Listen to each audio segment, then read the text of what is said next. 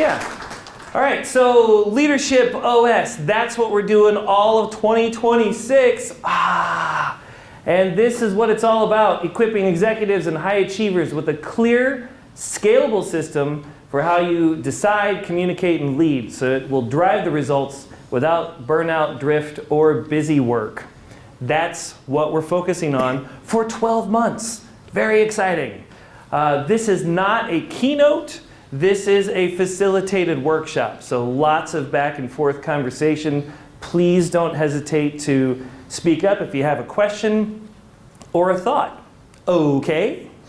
Okay. Really appreciate you being here. Thank you. Sandy, because I won't be able to see the screen much, can you help me moderate online? Yes. Fantastic. And then if anybody pops a question or something in the chat, Sandy, if you can grab my attention, that would be great. Okay, so in January we kicked off with values-based leadership. What was really interesting about that, real quick recap, we did a values assessment, people online, people in the room. We determined what we valued personally, professionally, and relationally. And then we took all of our professional relationships, we put them up on the board, and we got this. This, I think, is fantastic. We had a lot of similarities and crossovers in what we value in business. And I kind of grouped them together with what I thought were relatively similar. When we value integrity, chances are we also value some responsibility, trust, justice. Those all seem to fit together. Same with teamwork, collaboration, yada, yada, yada. And then we had a few outliers of stability, creativity, recognition, prosperity, and spiritual growth. But you put all that together, and I saw 4 common themes show up, and that this group loves to work together. We push through the difficult stuff. We strive for excellence, and we strive to do it in a way that feels right. That's what stood out to me. What stands out to you? Same thing? Something else? Stands out in what way? I didn't catch what you're... Just as you look at the list of values that this group shares, and I believe that everything that we do comes from our values, whether we know them or not. When we are focused, we're moving forward, everything feels good, we are aligned with our values. Responsibility, knowledge, collaboration, and advancement over prosperity. So it's more we than I focused. Yeah. That's good. Did you all hear that? Charlie said it looks like this group is focused more on a we, when you look at the teamwork, collaboration, belonging, diplomacy, all that stuff, versus the prosperity. In general, prosperity could be a personal thing, and this group tends to be focused more on working together and bringing everybody along the way.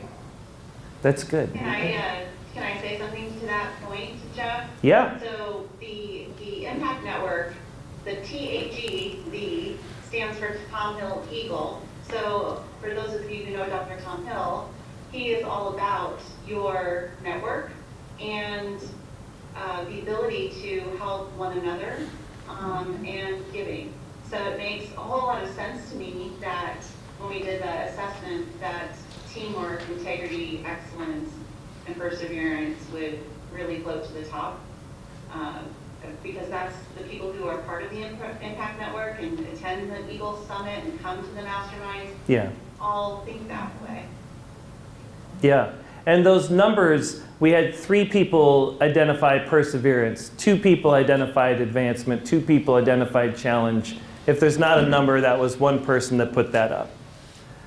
If you've not already done the values assessment, I strongly encourage you to do that, and then send me your results. And then we'll continue to add to the list and build out the shared values of this mastermind. The values assessment is on your website, right, for those who haven't taken it? Yeah, it's on the website. If you could put it in the chat for people online, and then we can send that out later, and then we'll, sir. Yeah, I have some similarities, but The way I look at value is that I've got like 4 pieces, 4 corners of a square. And one would be spiritual, which you've got up there, and try and keep all these in balance. Physical, exercise, go work out. Social, maintain relationships with friends and family and business acquaintances. Yeah. And the 4th one would be academic. Read a book, study, we never stop learning. So those are the 4 that I look at. You've got different ones up there, but I see similarities. Absolutely. I mean, you've got spiritual growth here. Your academic, I don't know how you achieve excellence without that. That seems, and then your the social seems to overlap with the teamwork piece for sure. That's great. Okay, we're going to keep adding to this. I wanted to share this with you because if you know someone else in your network that shares a lot of our values, please invite them because this is what drives us as a group. Okay, so let's move forward. This is all about leadership. How many of you have heard the message, in order to succeed, you just need to work harder. Just push harder. Just grind more. Where does that get you, typically? What is the cost of just working harder? I have a cost side. Oh, wait. That's a preview. What's the cost of just working harder? Health. Health? Yeah. You saw the next slide. Yeah. Yeah. I've lived it, I just know it. Right. So health can be an issue if we just keep working harder. What else? Relationships. Seriously, it's the sign. It's right there. It's right there. Oh, okay. Health, relationships. Yeah, well, these are things that I've experienced. I got shingles in my 20s. Working hard strained my marriage. It limited my friendships, and the friendships that I did have remained very shallow, and they didn't go very deep. Conditional confidence, for me, feeling confident was totally dependent on results, and a lot of things that were outside of my control, I regularly burned out, and I felt like I was never enough. I just had to keep pushing harder. If it wasn't enough, just keep pushing harder. The problem was I never arrived. It was just always go, go, go, go, go.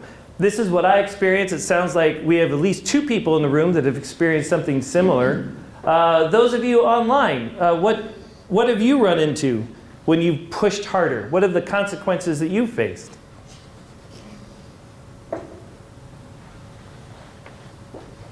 Bueller? Definitely health, body wear and tear. Yeah. So why is that? Why do we do that? Because I did that for decades. If this is the cost and more, why do we keep just pushing harder? We keep doing the same thing over and over again. Because we're all Irish Catholic. Charlie thinks we're all Irish Catholic. Well, not everybody does. Some people get to that point where they're kind of, you know what? I'm happy here, compensation's enough, family's important, I don't want to have to relocate, move around. I'm good where I'm at. They don't want to achieve anymore. They get to a point they're stagnant. But you need people like that to keep the train moving. They just keep things going. They're not creating new ideas, they're not what I would call leaders. They're just people that have a mission, they're relevant, they know their job and they do it. But they're not driving. So you're saying that some people get to a point where they stop pushing harder, and I think you used the word stagnant earlier, and they're grow. the what? They don't grow. They're at that level and they're happy there. Gotcha. So they're no longer driving; they're just there doing the same old. Mm-hmm. Yeah. Well, what if there was a way? Oh, this is the TEDx moment. What if there was a way? Walk to the right. Pause. Where instead of working harder, what if we could work smarter? Sorry, this is so bad. Okay, forget that. That's just me having fun. Today, we're talking about this. This is the Jim Rohn quote. It's my favorite quote. Same wind blows on us all. Don't wish for a better wind, wish for a better sail. We make a better sail. Today, we're talking about how we can make a better sail. So it's not just about pushing harder into the wind with the same old, but we're actually going to do it in a way that allows us to overcome the cost and avoid a lot of those consequences of health issues, relationship challenges, conditional confidence, burnout, and that feeling like it's never enough. If that works for you, can I get a yeah? Yeah. Thank you. And online? Yep. Thanks. I appreciate that. All right, so here it is. Leadership OS. Today, it's our mindset. We're talking about approach and language. It builds off of the values from last month. If values give us the direction, our mindset is the fuel that moves us forward. So today we're going to talk about mindset, not strategy outcomes. We're going to talk about the dialogue, how we talk to ourselves, and about the champion approach. I'm super excited about this stuff. This is the Leader's Edge cycle of mastery. Mastery, mastery, mastery.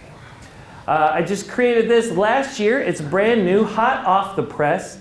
And basically, when you look in the center, you've got grit. That's guts, resilience, intensity, and tenacity.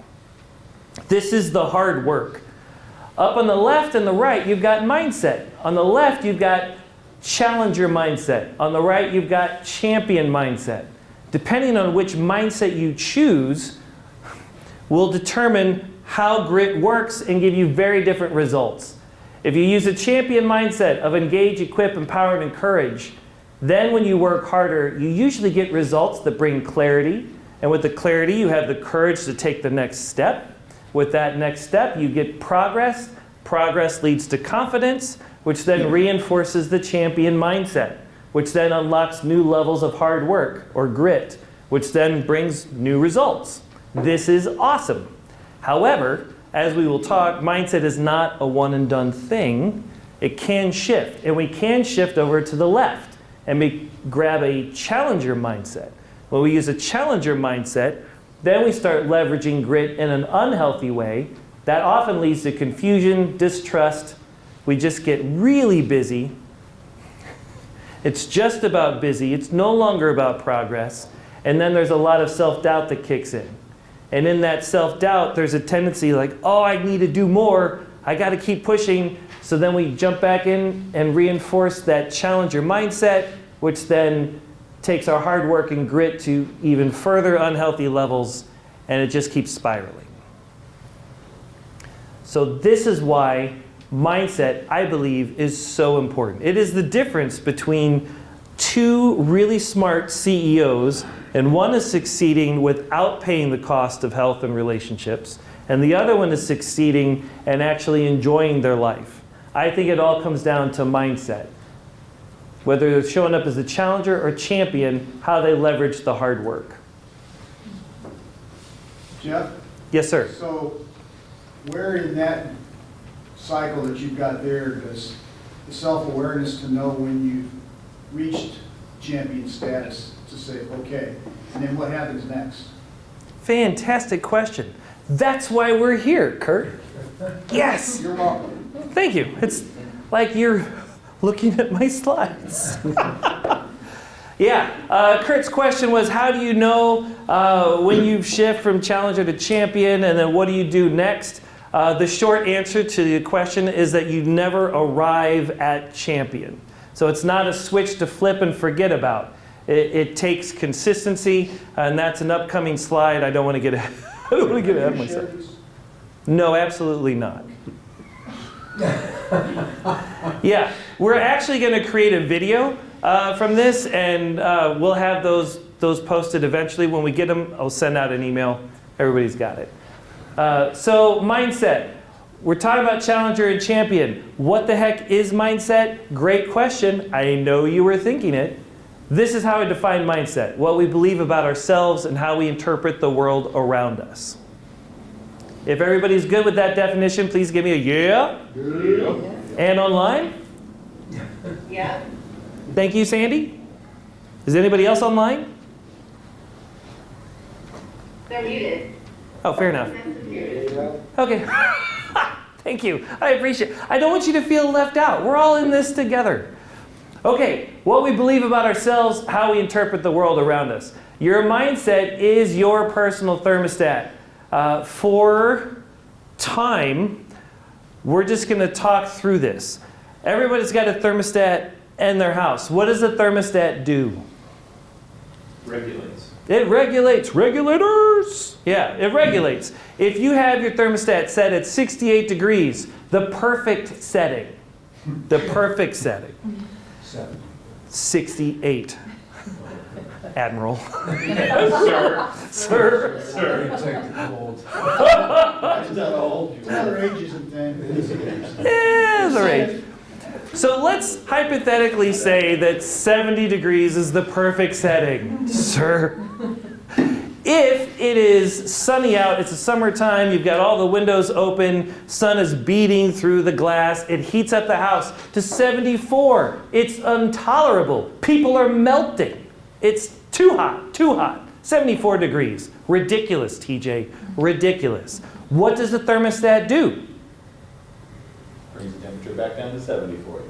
Right. And it does that because it is aware of what's going on. Hey, we are too hot. We need to kick on the AC, cool things off.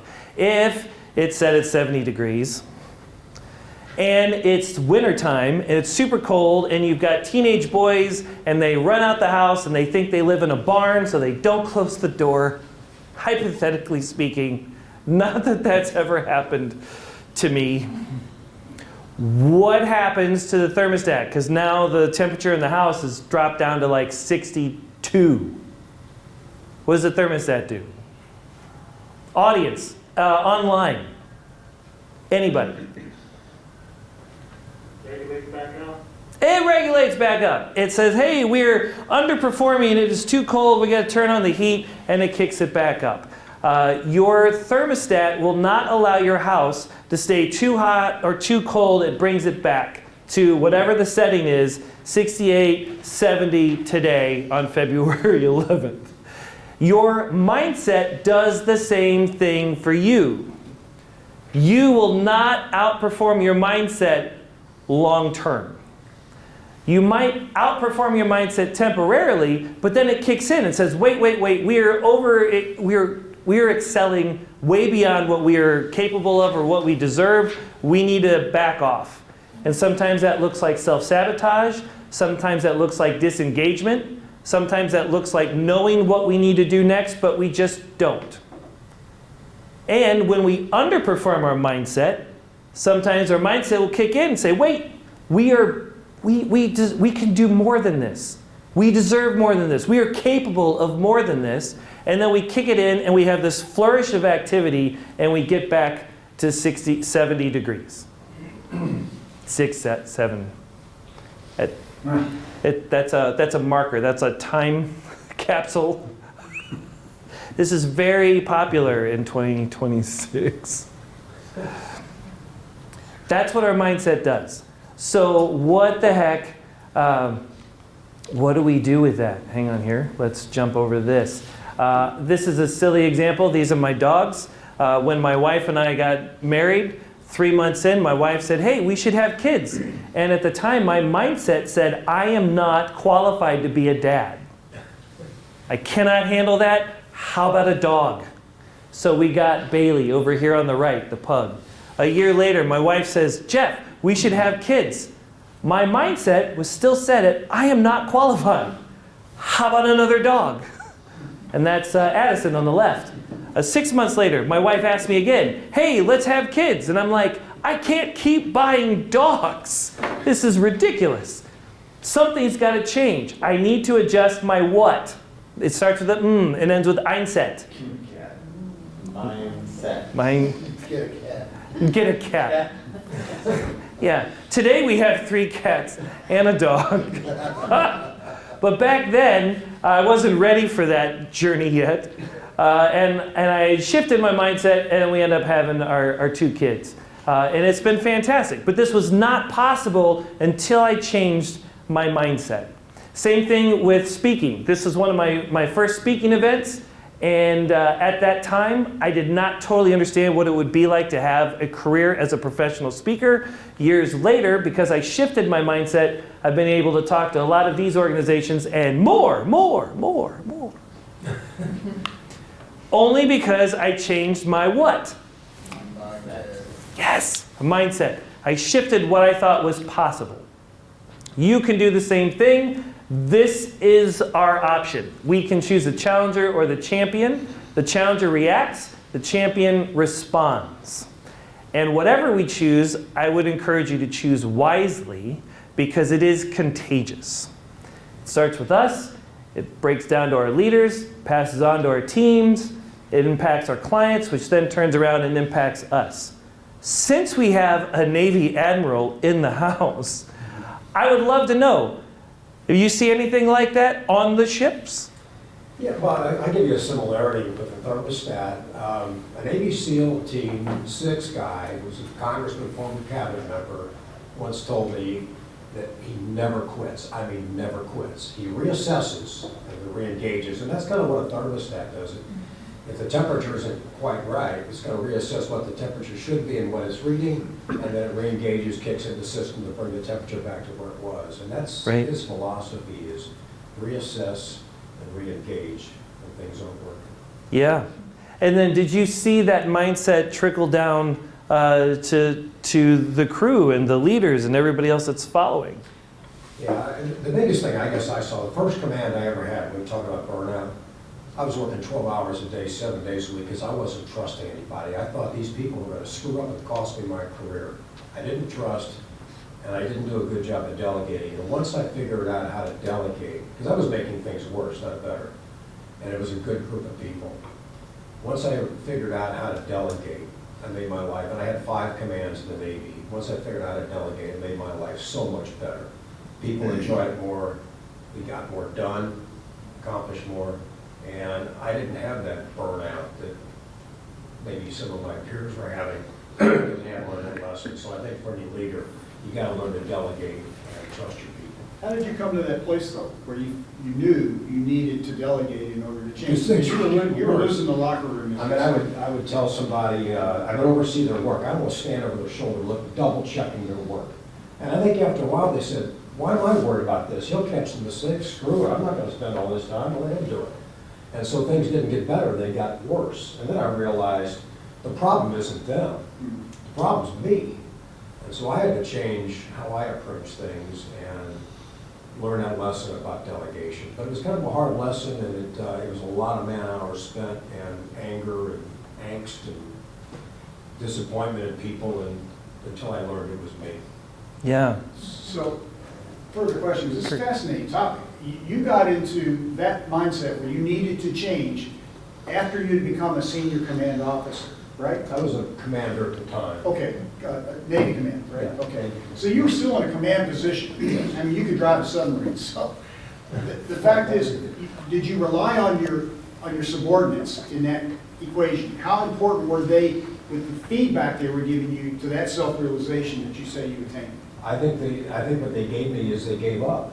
Oh, And wow. it was on me that things were getting worse, and I had to figure out how do I make this better. I can't spend 7 days a week, 12 hours a day worrying about this stuff. They've got to do it. And so I had to back off and bring them into the room and say, things aren't working. What's wrong here? You're good people.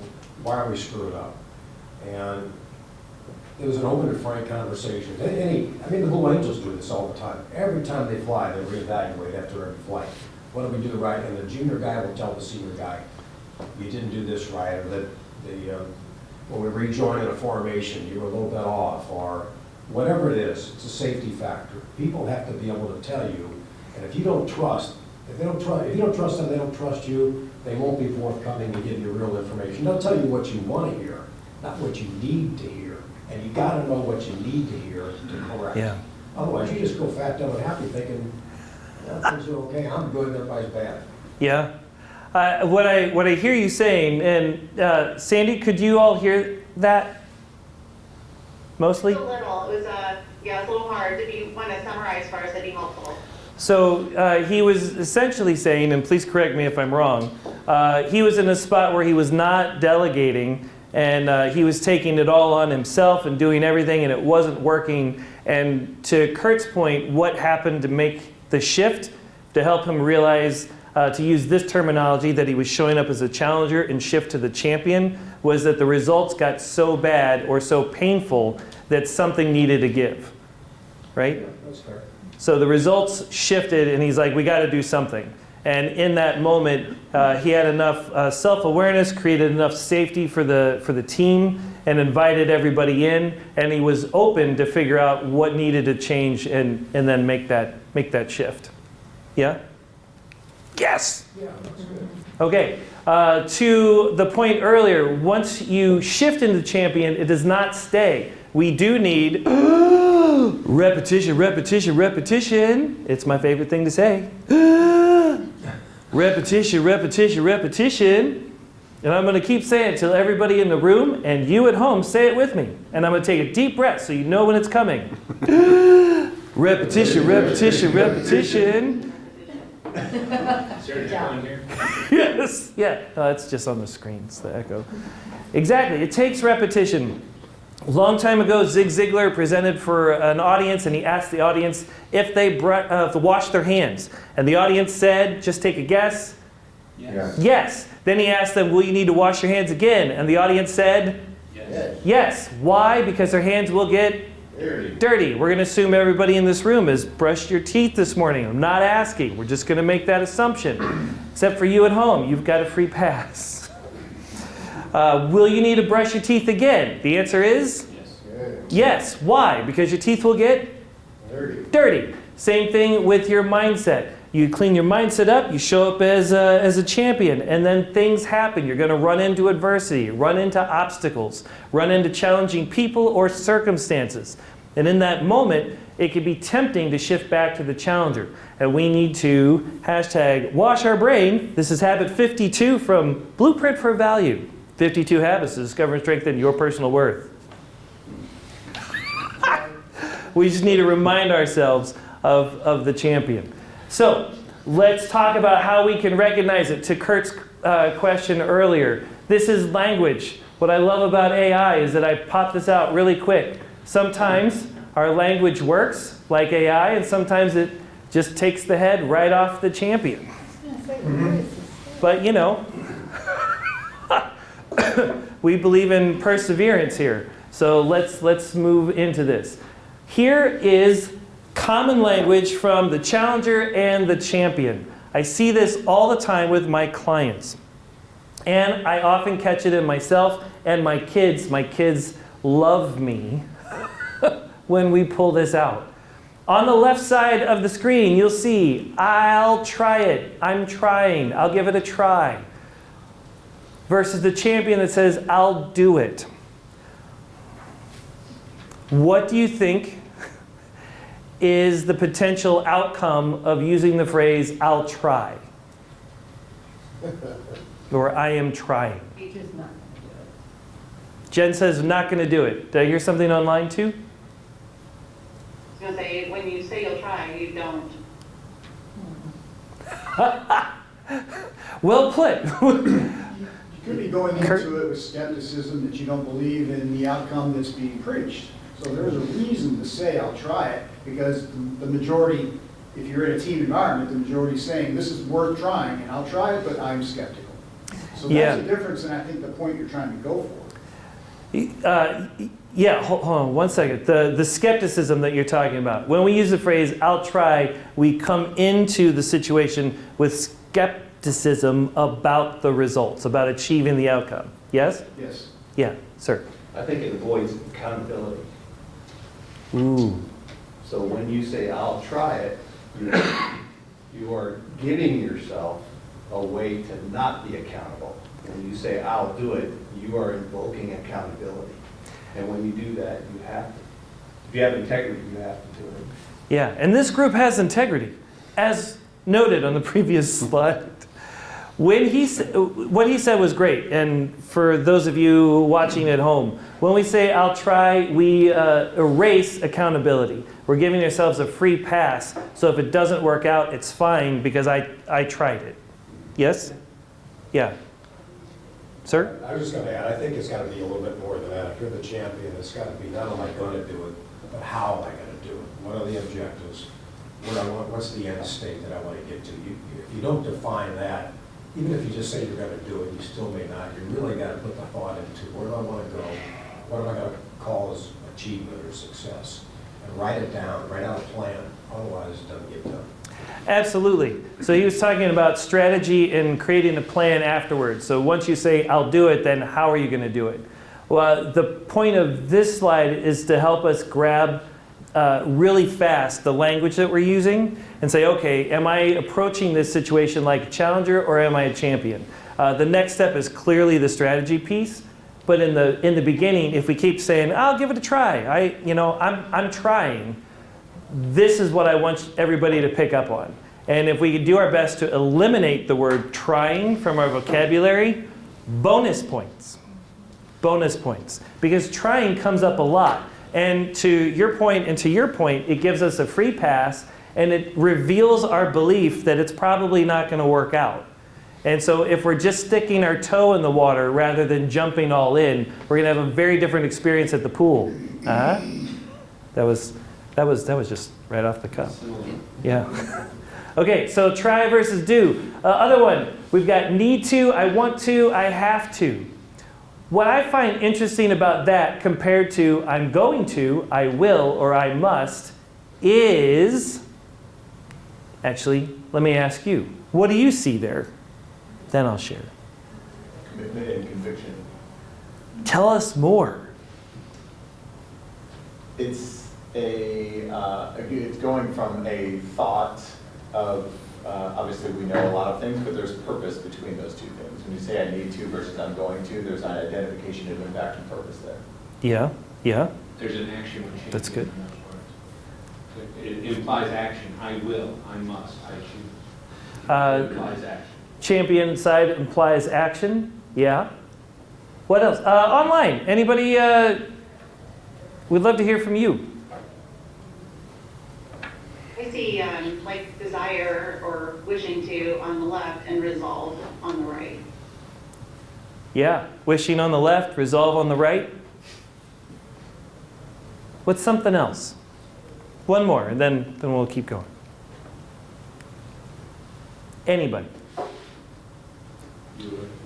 It's like writing down a goal. It's commitment. It's taking a step instead of thinking about it. Yeah. I want to, I have to, I should is a great place to pass through. It is not a place to set up camp. Most of the time, when we use the phrase, I want to, I have to, I need to, we give ourselves a dopamine hit for identifying the next step. And then we give ourselves a free pass not to take it. Because we've identified it, we know what we need to do, and then we put that responsibility on our future self. So today, I could say, I need to do this, I want to do this, I have to do this, so I've identified it, and then Thursday, Jeff will take care of that. Only problem is Thursday, Jeff shows up, and he continues to use the same language, so now it's on Friday, Jeff, and then it never gets done. But at least I can say, this is what I'm supposed to do. Sir? I think it also avoids shame. What does that mean?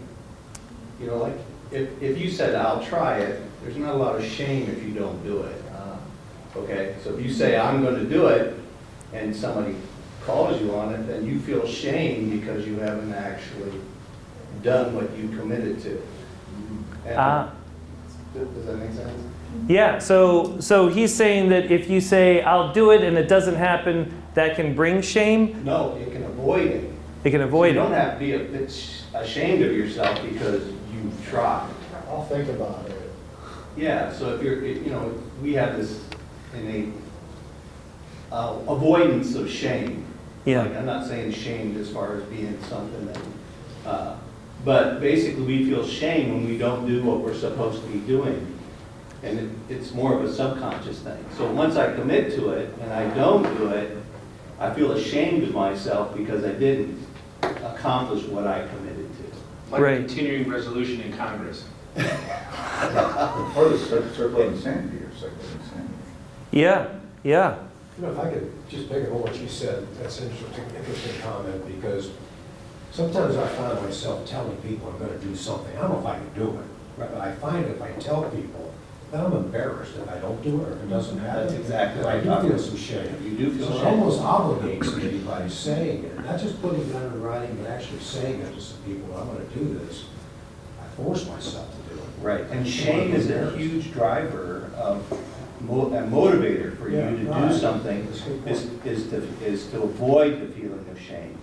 And I think it's one of the greatest fears, and why public speaking to a large extent is so terrifying for us. It's not necessarily because we failed at it, but we'll be ashamed if we don't present in a way that we feel is significant. So I think shame is a much, a greatly under identified.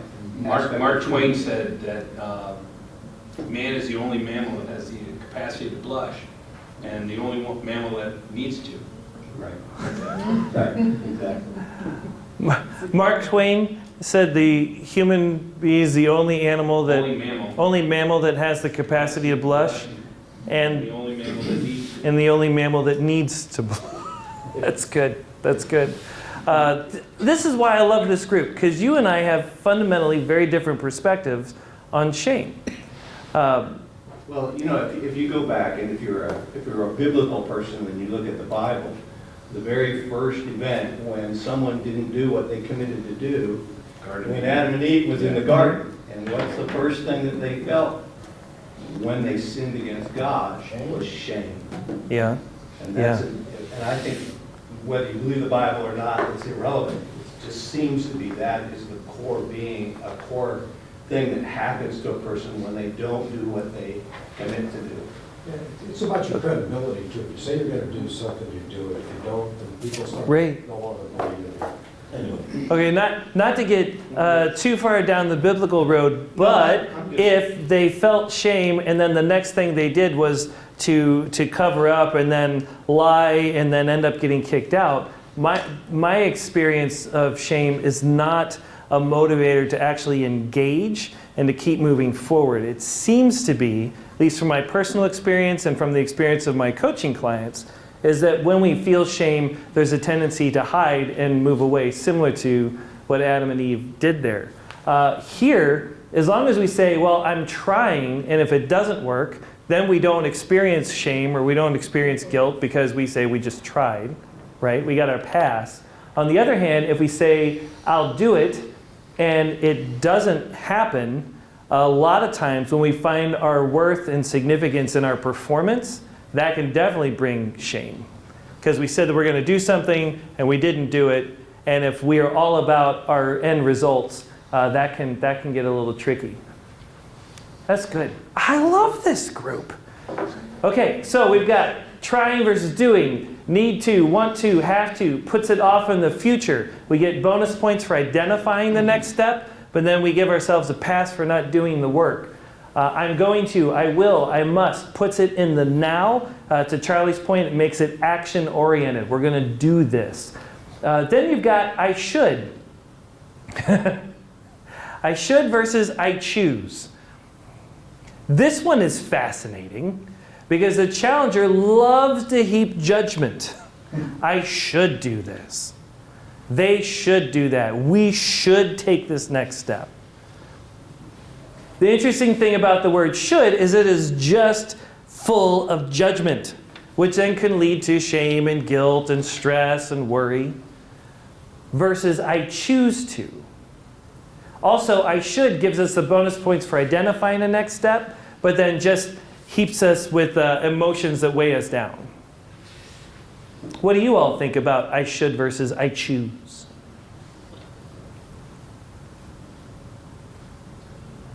Do you find yourself shoulding all over yourself? Or are you choosing the next step? To me, I should leave it like open-ended, like there's no completeness to it, where I choose, putting the time, and choosing today, or a certain time period, so, it's much more powerful than I should. Yeah. Should is very passive, choose is active. I like it. I like it. And then the challenger will often use phrases like I can't or I don't know. I can't immediately shuts us down. It is a definitive and keeps us from exploring other options. Keeps us from reassessing, as the Blue Angels do after a flight. I don't know also gives us a pass to check out and no longer explore other possibilities. It is another definitive. When I'm working with a coaching client and we ask them a question, they say, well, I don't know. They're taking, and I've done this also, I've taken responsibility and I give it to somebody else. You fix it. When we say I don't know or I can't, we are giving up personal responsibility and ownership for our actions and our next steps, and we're putting that on somebody else. And then if they don't solve it for us, then it's their fault. It's just fascinating. Kurt, I see it. I see it. No, I'm thinking more on the macro. You're on the individual, and I get it. So I don't push back on that at all. I just think the challenge, I'm looking at it more as a we than an I. Mm-hmm. And we should evaluate these options as the group. So I'm not going where you're trying to go, I don't think. And that's my problem, not yours.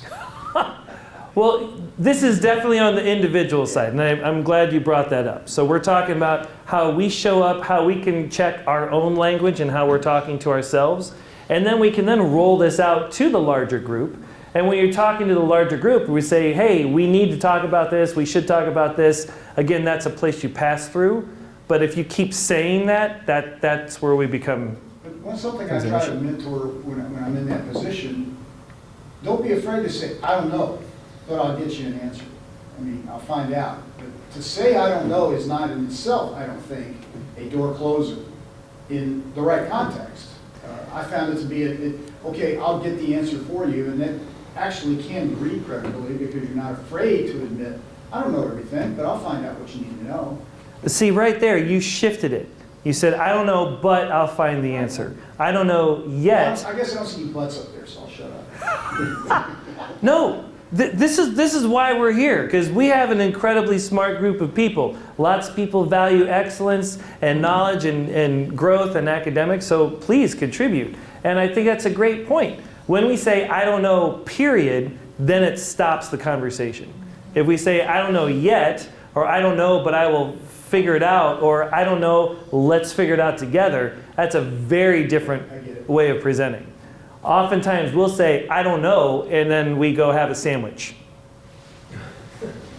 And we're out. Versus, I'm open, let's explore. Or versus, I don't know yet. I think it's helpful to back into questions for those. Like, so what question would work with both of those in an appropriate sentence, right? So, if somebody asked you to, if you were interested in something, do you want a sandwich? I don't know. Or, do you want a sandwich? I'm open to that. It does open it. So that's the way that I'm working those in my brain to make them appropriate for the sentences. And, one side is commitment, the champion side, and the other challenger side does invoke somebody that isn't willing to take a stand. Deflection. Mm-hmm. Yeah, a deflection, we don't take a stand. I can tell you from my personal experience as a speaker, I want to level up and to a whole other level of professional speaking. I don't know how to do that yet. Right now, I'm not sure what the strategy is to get there. So on one hand, I can say, well, I don't know, and give myself a pass. The other option is to say, well, I'll figure it out. Or I'm open to exploring this, or I don't know yet, and then we move into how can I get there, which then led me to reach out to another keynote speaker and ask them to be my mentor. Thankfully, he said yes. So I can close the gap on the knowledge piece. But if I just stay with, well, I don't know, or well, I want to become that, or I need to make significantly more cash, or I want more flexibility in my schedule, and I just stay there, then nothing happens. Any questions about that before we move on to the next slide? Hey, Jeff. No. Yes. Jeffrey here on the chat just put, great leaders don't have all of the answers, but they always ask the right questions. Exactly. Yeah, yeah. It's when we take the phrase "I don't know" out of the conversation, we're not showing up arrogant or egotistical or like we have all the answers. We're just shifting into curiosity. That's it. That's it. It's not assuming that we have all the answers. It's that we're open to exploring, and we're not shutting down. Okay, real quick, in the next 5 minutes, we're going to move on from language to approach. These are the 6 keys to mindset mastery. Thank you. Thank you very much. This is intellectual property of core authenticity. So up here we've got 6 keys. On the top left going down, we've got want, perspective, and then emotions. On the top right, we have story, belief, and approach. Today we're going to focus on approach. Here is the first part. I once heard Tony Robbins say, a lot of victims will use the phrase, or the words, this is permanent. It's never going to change. It's pervasive. It's not just here, it's all over the place. Or it's personal. Everything is out to get me. This language is definitely, or this approach is definitely the challenger approach. We look at everything as unchanging. It is what it is. It's not just isolated here, and everything is out to slow me down. The construction, the wreck on the highway, my kids, everything is against me. On the other side, you've got the champion.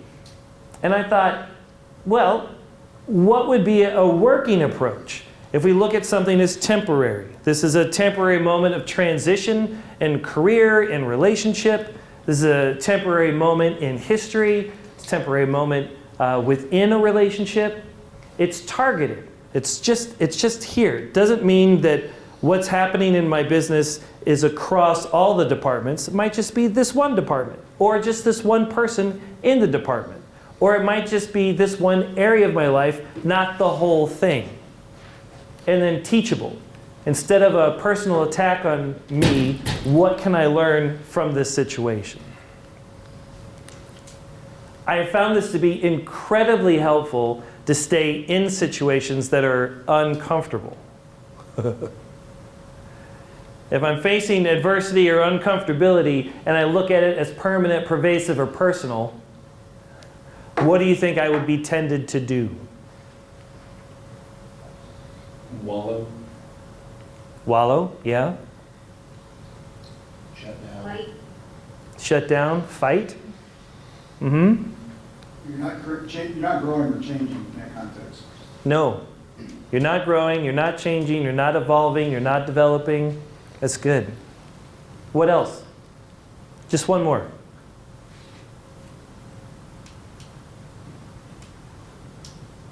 How about from somebody online? Not named Sandy. What? Avoid. Avoid? Yeah, we avoid. And so we end up just perpetuating the situation. It just keeps going. On the other hand, if we look at things as temporary, targeted, and teachable moments, what's possible there? What might we experience? Growth. Growth. Brilliant. Air 5.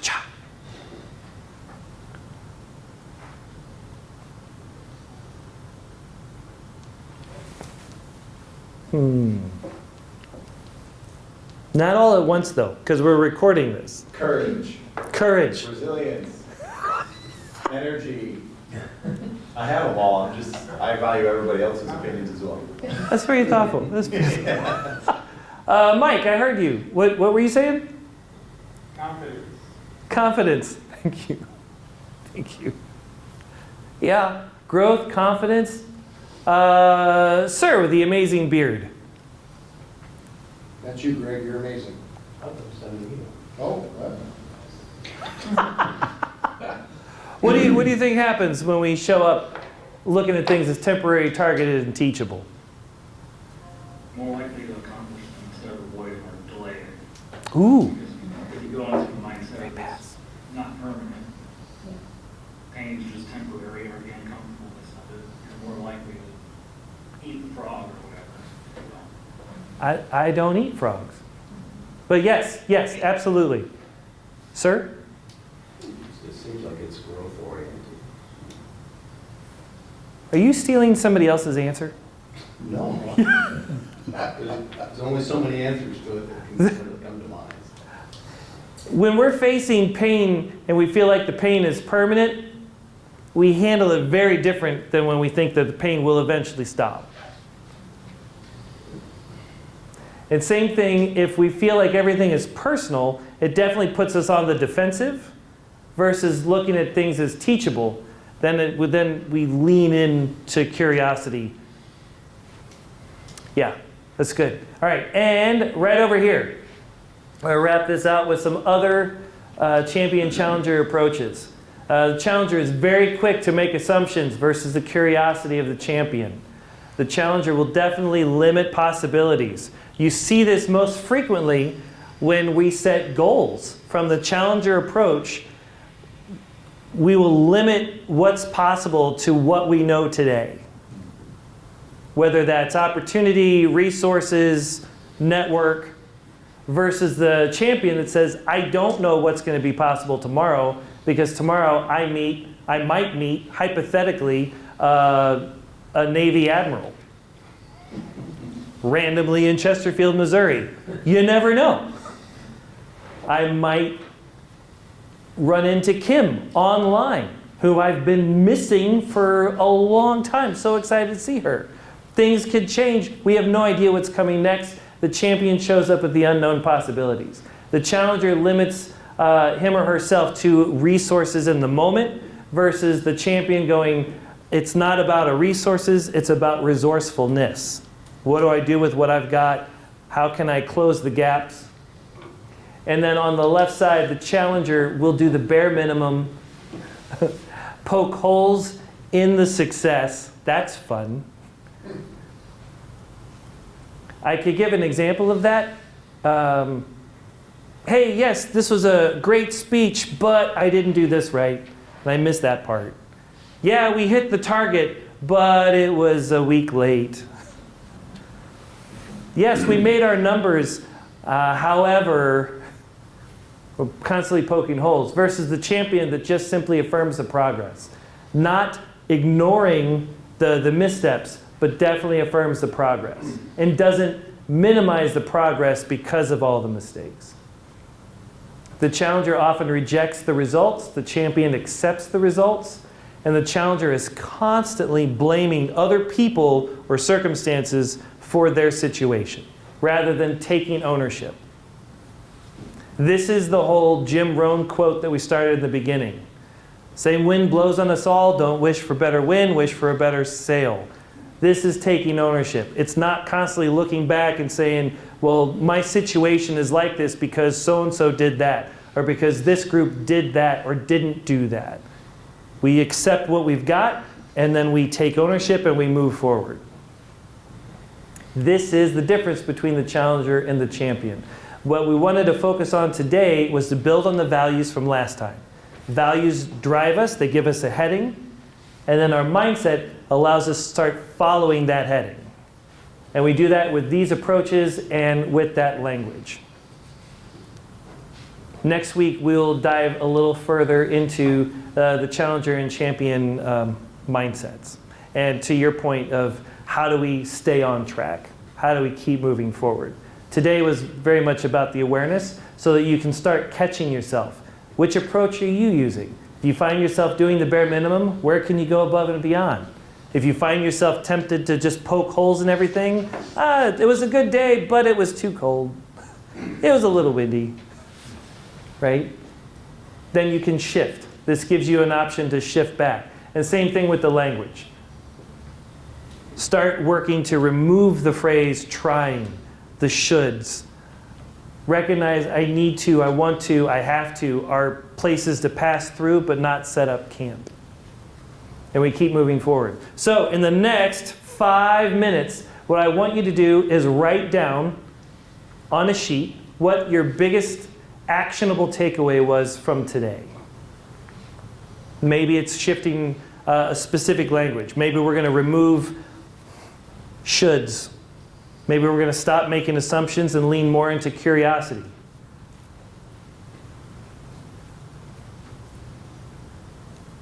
Maybe it's, hey, I wonder how I can change my thermostat. Maybe I should reach out to Jeff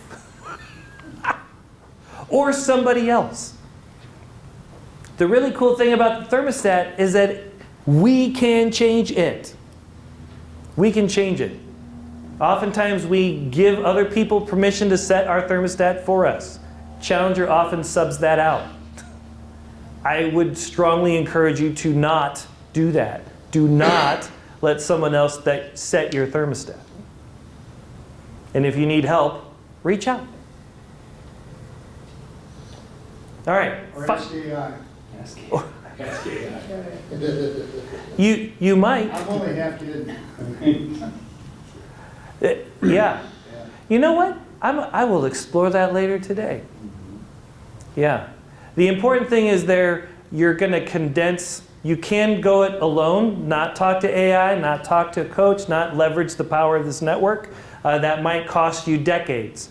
Or you could reach out to the network. You could ask AI. You could ask an experienced coach and condense decades into days.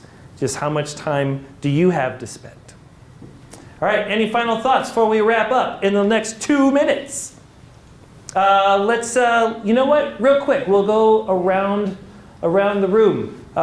This way, TJ, what did you take away from today in like 15, 20 seconds? Reflection on my mindset and understanding how that's impacting the efforts that I'm giving to go where I want to go. Nice, nice, and thank you very much, sir. Charlie? A long time ago, I had a sales manager said, don't be an Eeyore, be a Tigger.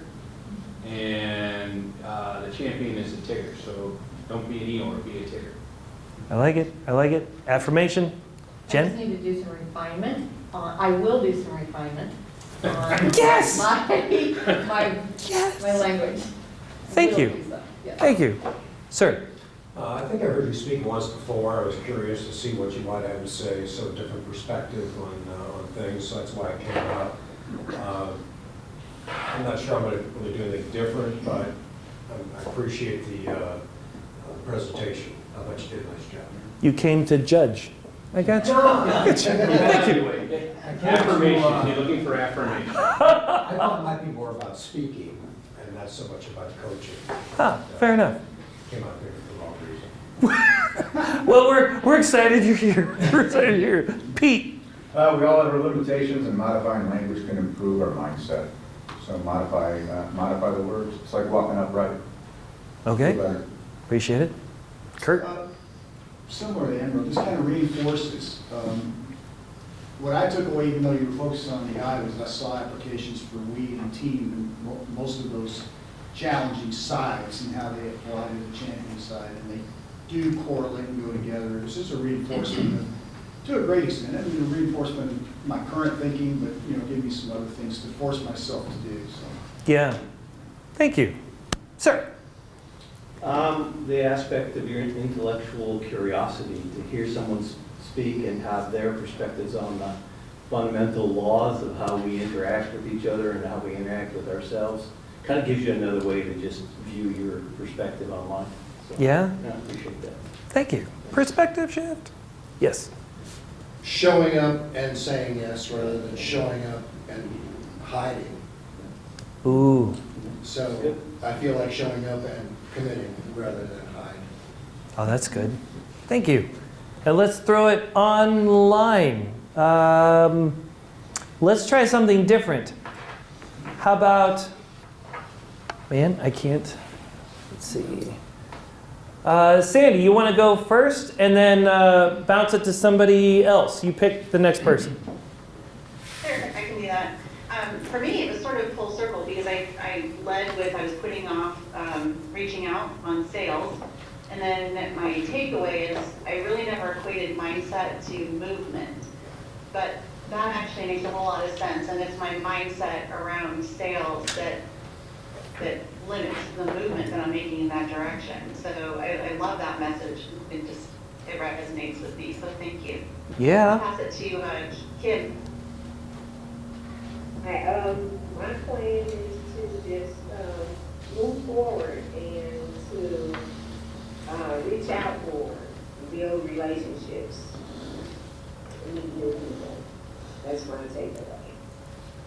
Thank you. Blair? My nugget was the champion sees things as temporary, targeted, and teachable. Yes. Thank you. Jeffrey? You're on mute, Jeff. Mine was, you obtain a better sale when you work harder, take ownership, and live with a champion mindset, which of course then leads to getting better win too. So you wind up getting better win and a better sale, one you control and one you attract. Yeah. Michael? My takeaway was, you have a choice to move from challenger to champion Sorry, guys. and not stay there. And one way to speed that process up is to seek accountability. Laura? Language of a champion, using the language of a champion, like do versus tries or do versus yes. Cody? Mine was the same as kind of similar. It's only temporary, and making sure to think about it in that regard of do the unpleasant thing, and just know that it's not only take an hour of your day, it's not going to be permanent. Thanks. Amani?